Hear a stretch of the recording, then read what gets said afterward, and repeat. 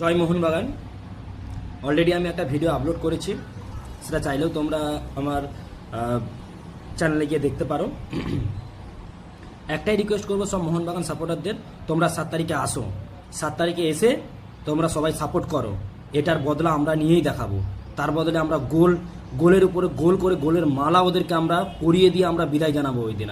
2024-25-এর ISL থেকে ওরা এমনভাবে বিদায় পাবে, এটা সবসময় ওরা মনে রাখবে। খেলাতে হারজিত আছে, সেটাতে আমরাও জানি, সবাই জানি, ঠিক আছে।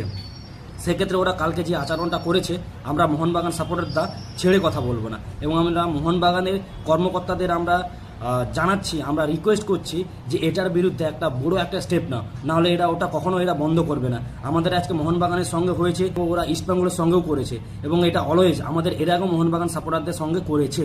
তো রিকোয়েস্ট করো মোহনবাগানের কর্মকর্তাদের কাছে, এটার বিরুদ্ধে একটা বড় স্টেপ না, ঠিক আছে। আর আমরা 7 তারিখে, আর কদিন বাকি আছে, আজকে আমাদের 4 তারিখ, 5, 6, 7, মাঝখানে আর 2 দিন, আজকে নিয়ে 3টে দিন আমরা দেখিয়ে দেবো যুব ভারতীতে। আমরা গ্যালারি থেকে সাপোর্ট করে দেখিয়ে দেবো, এবং প্লেয়াররা মাঠে দেখিয়ে দেবে মোহনবাগান কেন ভারত সেরা ছিল, ভারত সেরা আছে। জয় মোহনবাগান, তোমরা সবাই সাপোর্ট করো।